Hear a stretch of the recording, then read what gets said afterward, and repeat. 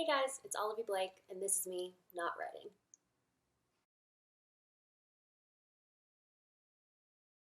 Okay, so we're gonna go pretty quickly today because we're gonna do the Olivie Personality Quiz, which could take a while.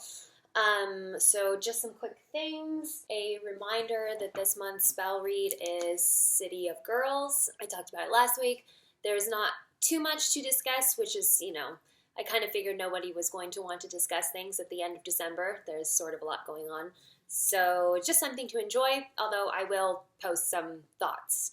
Mostly because January's read is going to be sort of a similar thing where it ties into this read and we're going to compare things. Compare and contrast again. Here is a reminder that I too have recently released a book, La Petite More. If you have read it and want to talk about it, please do let me know. I would love to hear it. The Atlas 6 is going to be available. Now I'm thinking that I may not be able to post it on the 25th, so I may actually post the pre-order on the 24th. So the pre-order link will be available on Christmas Eve. All right, I think that's pretty much it. So we'll jump right in. As far as scheduling for this goes, I don't know how important this is to you, but I will be able to film this week, so I can post something on Monday. If you have any questions, let me know, because then I may be gone for 2 to 3 weeks. Not sure yet. I will be taking a brief sabbatical to deal with the travel for the holidays and not knowing where I'm going to be and all of that. So if you have any urgent life matters to discuss, please let me know.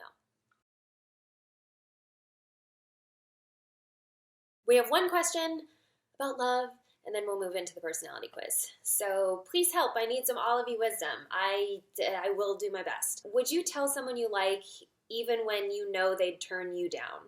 Alternatively, if someone told you they liked you and they weren't your type, would you rather that they didn't tell you in the first place?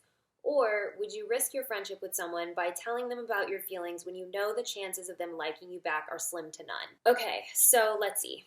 Would you tell someone you like them even when you know they turn you down? Me? Yes. I have sort of the same view on all these questions, but I'm going to try to do them in order, maybe. There's basically 2 different ways to like someone. You can like someone and you're hoping that they'll come around to liking you too. And that can be a very unproductive form of having feelings, because that's sort of, you're just waiting for them to like you. It can be really hard to be genuinely a friend to them if your interests are in a romantic relationship. And then there's the way to like someone where you've come to terms with the fact that they don't like you and that their friendship is important to you, and you're not going to you would rather have that friendship. And so I think if you have the former brand of liking, I am not actually capable of being friends with you because being friends with you hurts me. It's too hard for me to be close to you and not be romantically involved with you. Or I can't really, I like you so much that it is difficult for me to look at you without thinking of the possibility of us being together, then yes, you should tell them. And the reason I say this is because when you tell someone that you have feelings for them, you have to accept that their answer might be, this makes me uncomfortable and I don't think that our relationship is the same. So you kind of have to, when you're putting all your cards on the table, it's a gamble.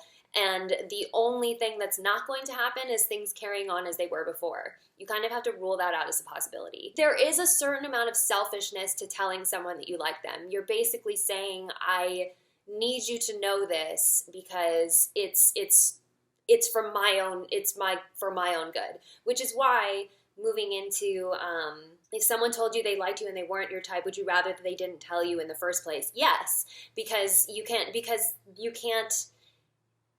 In both positions, there is some form of selfishness to telling someone that how you feel about them, because you're kind of taking it off the table for things to be as they were before. You're basically forcing a change, and you don't know what that change could be. So if you tell them and they don't have feelings for you, then that's not their fault. Just like if someone told you that they liked you and you don't have feelings for them, that's not your fault, but it's going to be hard to move forward from there. I am the sort of person where when I like someone, I tell them. I was just reading there's a tweet that was like, if you're the kind of girl who shoots your shot, like, what astrology sign are you? And I'm an Aquarius, and that seems to be very common for me. It is something that I encourage, but not if you really need that friendship.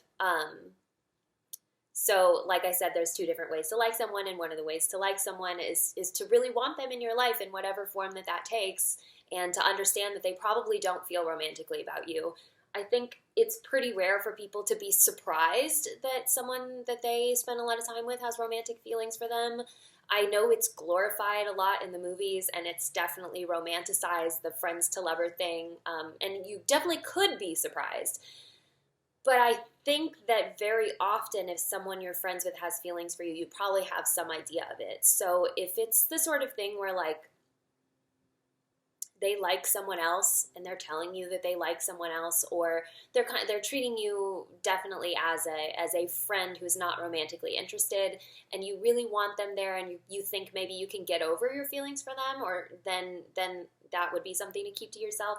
But I don't think it's really fair to be friends with someone if you're only friends with someone in suspension. You know, if you're just waiting for them to realize their feelings for you, I think that's a terrible way to go about things. You wouldn't want someone to be friends with you just because they're waiting for you to suddenly wake up and have feelings for them, right? So just don't do that to your friend. And then, would you risk your friendship with someone by telling them about your feelings when you know the chances of them liking you back are slim to none? So what I just said, it really doesn't have anything to do about your chances with them. It's more like, are you just there because you're hoping that one day they'll wake up and have feelings for you? Or are you there because their friendship is that valuable to you as it is? If you know this person is never going to be romantically inclined towards you, can you get over that and realize that your feelings about them are because they bring something to your life that nobody else brings? Or that can you accept that what you provide to them is platonic, and that is enough value? So it really depends more on why you're in the friendship.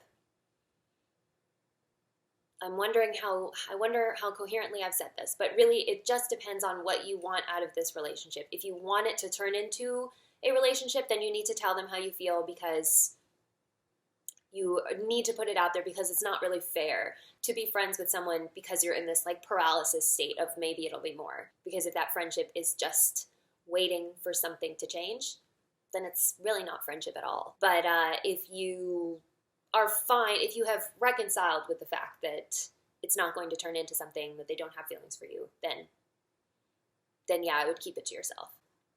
Hopefully that makes sense. Again, very big advocate for shooting your shot, which is a weird phrase to say out loud. It seems fine in writing. It seems fine if you're like, Lizzo, which I'm not.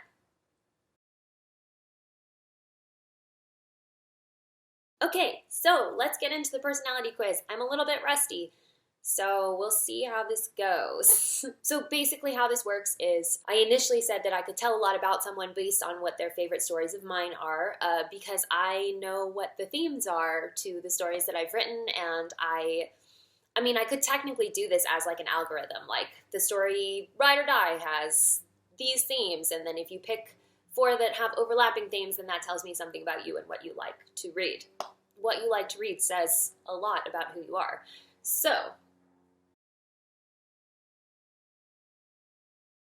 number 1, Ride or Die, Commoner's Guide, Lady Vengeance, and Something Big. So Something Big just came out. It's part of the Advent. So if you haven't read it, it is chapter 150? I think it's day 5 of the Advent. This is very interesting. Okay, the most recent is Something Big, and that's Friends to Lovers. So Ride or Die, I always say, is one of the most romantic ones. It also has sort of the dreamiest male lead, and so does Commoner's Guide. Ride or Die and Commoner's Guide have a lot in common in that they are the dude that is like untouchably perfect almost. All of them except for Lady Vengeance, which definitely does not have an untouchable male lead. He is a problematic male lead, so that is definitely an outlier. If it weren't for that one, I would say you're the kind of person, the kind of romantic who's really looking to be swept off your feet because of the Prince Charming thing. Ride or Die, Commoner's Guide, and Something Big all have a Prince Charming. But then Lady Vengeance, I feel like that being the outlier is so interesting, because that's someone who is not looking for a prince, but she is looking for something. There is definitely this sense that she has something to prove. And that is true of all of them. Slightly less for Something Big, but I will, so yeah. So I would say that you're the sort of person who you have a little bit of something undiscovered. You want people to see something about you. And I think that the Lady Vengeance part indicates to me that you have an idea of what that is. You have some concept of what your value is and why you're special. And you're kind of waiting for someone to also see it. You might be a little unlucky in love, maybe, or have felt like people aren't necessarily seeing you for what you really are, but you do have some concept of your own value. There is a little bit there of like hanging in suspension and kind of feeling like your life has an adventure that hasn't happened yet. So yeah, these are really interesting choices. There's a little bit of longing there, but a lot of my stories have an underlying theme of longing.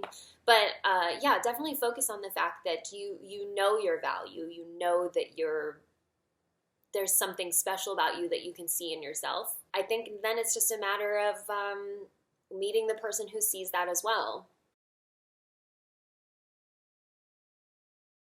Modern romance, Lady Vengeance. I didn't expect to see Lady Vengeance on here.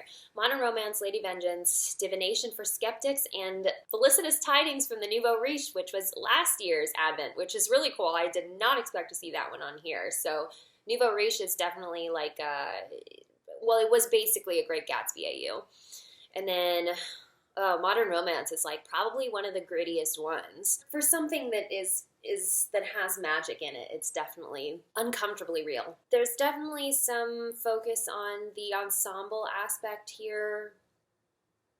Modern romance is obvious. If you like modern romance, then that really says something about how, I don't want to say your emotional intelligence, but your emotional sensitivity, and probably your knowledge of yourself a little bit. Lady Vengeance, Divination for Skeptics are both very hopeful stories. Well, the thing I'm going to have to go with here is how different these stories all are from each other. They do not have a lot of overlap. They do focus quite a bit on choice, and on the sort of being in control of your own destiny a little bit. That's definitely the underlying thing with Nouveau Riche is there are multiple people who have feelings for each other in Nouveau Riche, and then they choose the partner that they really want to devote their time to, and it's not totally clear in the end who they love most so much as who they want to love, which is obviously an underlying thing for Divination for Skeptics, Lady Vengeance, and Modern Romance. So I'm going to say there is a lot of emotional intelligence there. You might be someone who knows yourself pretty well. This is interesting. I think this is the opposite of stuff that I said last round with a lot of people who picked like the very romantic things. But also it might say a lot about me as well, because these stories are relatively new.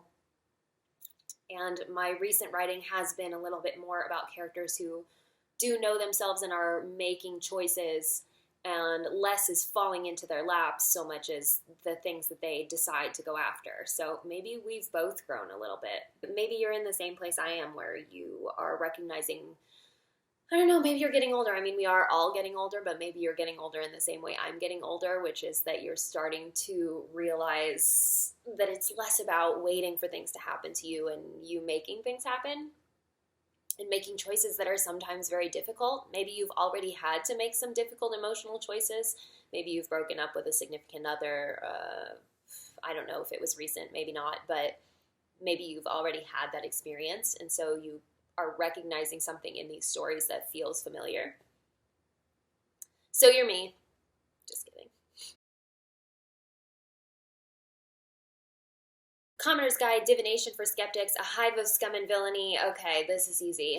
So you like, well, there's a lot of focus on humor in all those stories. There is a lot of sort of running around and doing shenanigans. Well, Divination for Skeptics is not exactly an ensemble cast, although it kind of is. It really is a lot about the ensemble, even if it is mostly just from these two people's point of view. Then A Hive of Scum and Villainy is a very specific kind of Hermione. She is very fearless, take no shit, very different from Commoner's Guide Hermione. Divination for Skeptics and A Hive of Scum and Villainy Hermione are very similar. And then I'm thinking that maybe Hermione's not your favorite part of Commoner's Guide, which makes a lot of sense. You know what you want. You're here to be entertained.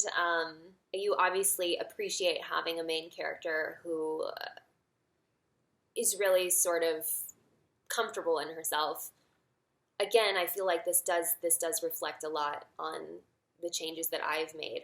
All these new fics coming up, I think they have a lot of really similar themes, and where you just want to see a woman who's behaving, or maybe not a woman, but just a character who's behaving the way that she is and not apologizing for it. She really does not apologize for it, in definitely not Divination for Skeptics, definitely not A Hive of Scum and Villainy. And then in Commoner's Guide, she does make several apologies for it, but in the end kind of comes to terms with her own resilience. I feel like I'm repeating a lot of the same things, but I do think that what that says about you is that that's what you're looking for. It might be also what you're looking for in yourself. I think there is definitely a possibility that either you like it because it feels familiar to you, or you like it because it's something that you would want to be if given the opportunity. I'm leaning towards that a little bit, but I definitely think it's mostly you want to be entertained by shenanigans, which is fair. The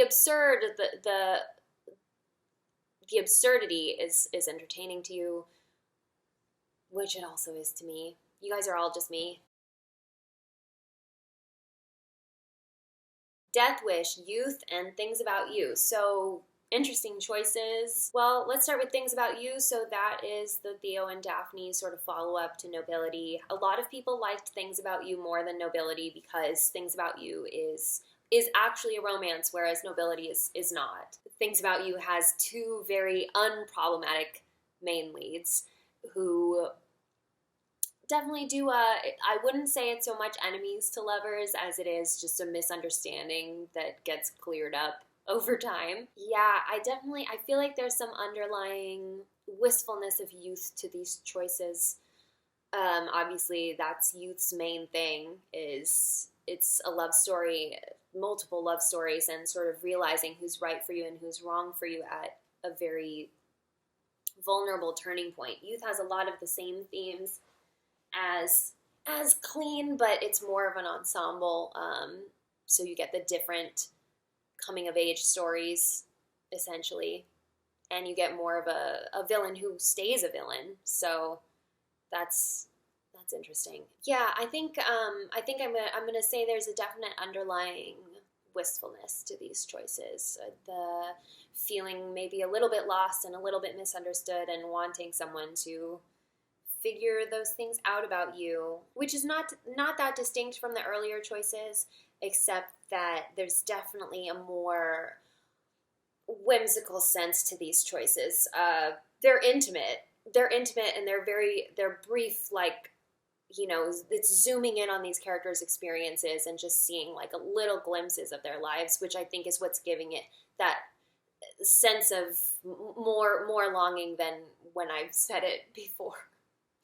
Yeah, because you get very little time to see what these people are really like. You only see that someone is seeing what they're really like, and there's a misconception in every single story. There is a misconception on someone's part. But I think the fact that you enjoy that misconception being uncovered probably means that that's actually what you're probably looking for in someone else, is someone who presents one way and really turns out to be another.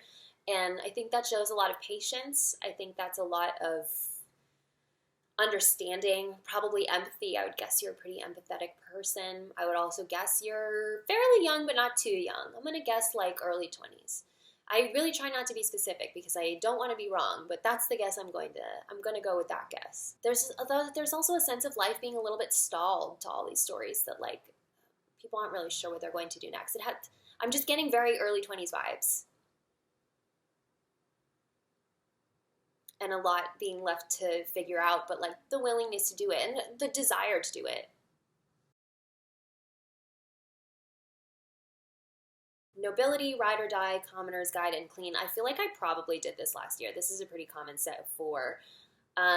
So like I said, Nobility is not so much a romance. The other 3 definitely are. They're definitely like very romantic. I guess you could see Nobility as a sort of a desperate dramatic romance if you were looking at the Harry and Pansy aspect of it. I don't think the outlier of nobility is enough to outweigh the fact that I'm getting very romantic vibes from you, that you like the drama, and the romance and the sort of fighting to be together despite all these things that are going wrong and all the many obstacles. That would be the thematic consistency there. So you are a romantic. You're one of those people who really believes in love and probably soulmates. And I feel like I should say something. I should say something like uplifting, but I don't. Yeah, no. I think that's a beautiful type of person to be. That it's hopeful and optimistic. And but the addition of nobility is interesting because it does have such an important focus on this relationship between women. So it's the drama. So you do like the drama, and maybe in your fantasies and in your romantic fantasies, there's some sort of thing that makes it difficult. Maybe you're one of those people who like your friends say you have high expectations or something, when in reality you just haven't met the right person. It's not really a thing about expectations. It's just that eventually you'll meet someone, and whatever your expectations were, they're totally irrelevant.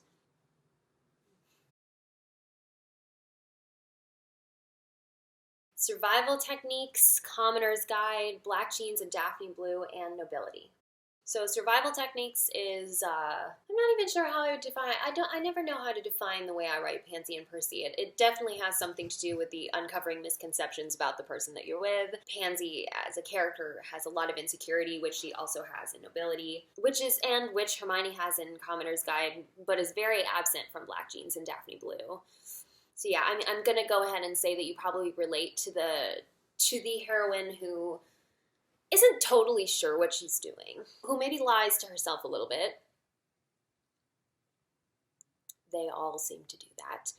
And maybe you have, I'm gonna guess that you have a little bit of you have like a projection of yourself that you want to be. Like maybe you want to be more like Black Jeans and Daphne Blue Daphne, or like Nobility Hermione, but really you're more of a survival techniques Pansy, where you don't really want to confess to yourself your vulnerabilities, which makes sense. I also hate confessing my vulnerabilities. But really what you're looking for, is a very soft kind of love. You really want that like domestic love. These stories have a little bit of a rosy glow when it comes to how the romance actually feels. It like fits comfortably. So what you're looking for is someone you can be yourself with, which aren't we all, but I think you in particular, because you maybe are not sure about being totally yourself. That's what you're looking for in a relationship. And I think maybe you haven't found it. That's my guess, that you haven't found it yet. But I think that is the right thing to look for. That definitely survival techniques and Black Jeans and Daphne Blue, and Commoner's Guide, not so much nobility, but they all have very unproblematic love in them. Like everything is unproblematic except for the love that's there. The love is very real and very sincere. And so at least I feel confident that you're looking for the right things, and you will know it when you find it. By how it feels, you'll know it. Real World Hogwarts, that's really funny. That story is really underrated, I think. I know it feels like it's very absurd, and it is very absurd. But it is, like, weirdly a little bit clever. There is a lot of satire, and, yeah, there's a lot of meta stuff going on there. So for someone to call that their favorite, that's interesting. It's a very sly story. Okay, Death of a Con Man, Things About You, and Reverie. So many stories I didn't expect to see. I did not expect to see Reverie on here. And Death of a Con Man, did not expect to see that either. I didn't even know people read Death of a Con Man. So these stories all they're in a little bit of dystopian worlds. They all take place either during war or in the aftermath of war, or in me making fun of all of the plot holes in Harry Potter. So you may naturally have sort of a cynical cynical personality, Or at least that you have like a sort of a dark humor, I think. Because there's sort of like a cloud over all these stories of, yeah, this like something, almost a little bit of dread in a lot of these stories of things that could go wrong, and maybe this person isn't really going to work it out, or maybe I'm like attached to this person but would rather not be, or there's just a lot of very bleak poetry in real world Hogwarts, and the characters that like are absurdly friends in that story are because they're sort of observing that they often get the short end of the stick and things like that. So I think you do have a little bit of cynicism. I'm going to guess you're an introvert. I feel like I'm really going out of yeah, I don't want to make broad claims. Also, I'm not sure I really believe in the whole introvert extrovert thing. I think it's just you gain a certain amount of energy from being around other people, and you lose a certain amount of energy from being around other people. And some people gain more energy being alone, and maybe you're one of those people, or maybe it feels like sometimes you're standing on the outside looking in. Yeah, there's just a very sly quality, and Reverie, that's such an interesting choice, because it's literally someone being on the outside and making their own world. So yeah, so that's what I'm going to guess about you. I also have a very dark sense of humor. I think you guys have probably picked up on that.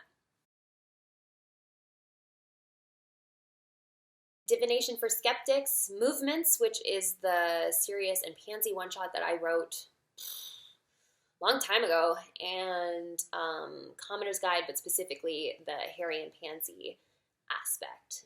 So there's a little bit of a freedom aspect to all these stories. Like, I mean, actually the underlying Pansy in all of these stories is kind of like trying to break free from this cage of feeling very trapped by the consequences of who they are, who she is.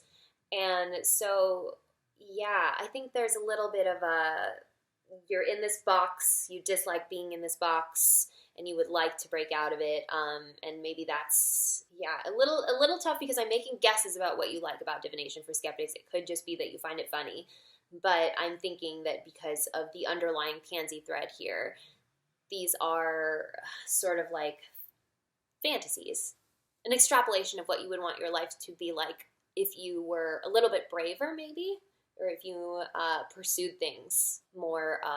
The word confidently is coming to mind, though I don't know. That feels like a hard thing to say about someone who I don't know anything about other than these stories.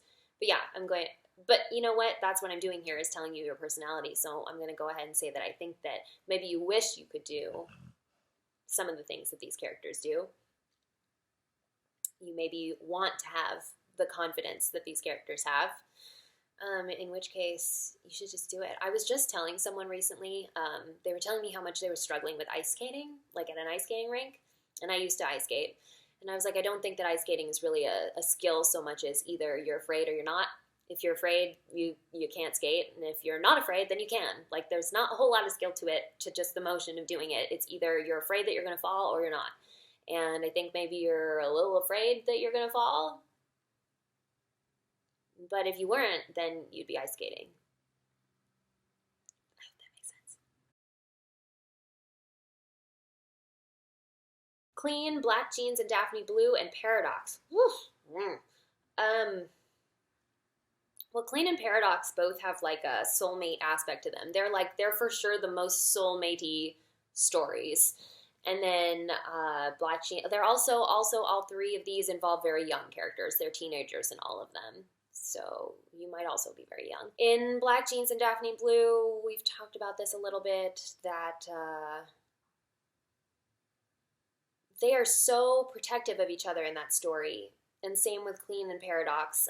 So I think you might have a little bit of that Princess in the Tower feeling of wanting to be rescued a little bit. So definitely that belief in soulmates, and also that belief that someone is going to protect you. That's the sort of person that you're looking for. In case you weren't aware, that's the sort of person that you're looking for. I don't know, I think I'm going to stick with my initial estimation that you might be quite young, in which case your feelings on that might change. But it doesn't matter. There's nothing wrong with you. There's nothing wrong with being older and wanting someone to rescue you. But I think it says a lot to be aware that that's something that you crave. The relationship between Theo and Daphne is like in Black Jeans and Daphne Blue. It's you can see how much they protect each other, almost in a parental sort of way. The scene where Daphne puts herself between Theo and his father is like, it's dumb. Like a teenager is doing that, and you can feel the way that it makes Theo more anxious, but you can feel the way that they're protecting each other like that, and that's where I'm getting that vibe from. For that to be your fantasy is to maybe show that it could also be that you've got some holes from childhood, which is what I think relationships are designed to do, is you plug up the holes from the wounds that other people left. So either you're quite young, or you're waiting for someone to give you something that you didn't have when you were younger or when you were growing up, or both. You're waiting for someone to give you something that you still don't have. Lady Vengeance, One for My Enemy, which is a book by me, and How to Win Friends and Influence People. And then there was an additional commentary about Pansy being important. So all the stuff I said about Pansy still applies, where she is the character she seems the toughest from the outside. She seems so tough that she seems mean and seems very, very misunderstood. Like, she is very misunderstood, but underneath she's very soft, and she wants things more desperately than the other characters want them. For as much as Hermione sometimes appears to be insecure, Hermione is you will kind of always have the sense that she's going to be okay, which is sort of on purpose. Versus Pansy, there's a lot of different ways that Pansy could break. Pansy and Theo share that, actually. This quality that they project very tough, but actually are very fragile. And, it's the same reason that, like, Daphne or Harry, whoever is being paired with Theo, tends to be very protective of him, is because, and it's the same with Pansy, is that she's actually quite breakable. There are a lot of things that might break her, and she's developed this outer shell in order to not be destroyed. It's a survival instinct. And that's definitely also true of Maria Antonova in One for My Enemy. A little true of Sasha as well. Definitely that, like, outward front. One for My Enemy is there's a lot of really, not so much the strong female characters, although yes, I like to think that there are, but also the strong female bond, which also exists in Lady Vengeance. So I think you may have that personality type, or at least you sympathize very deeply with that personality type of a woman who might break and is trying very, very hard not to. There are a lot of people who don't understand her, and I think that people who don't are some people just have a really hard time seeing a woman who's got a lot of weakness. So I think that actually liking Pansy shows quite a lot of maturity, or at least the having gone through something and having to be mature, having to come out mature on the other side, and therefore understand what it's like to be this person who is not very well understood by people around her. Maybe you feel a little bit isolated because of that, because you, like Pansy, experienced something that changed the way that you react, that maybe toughened you up a little bit, or it made you feel weaker, and so you forced yourself to be tougher.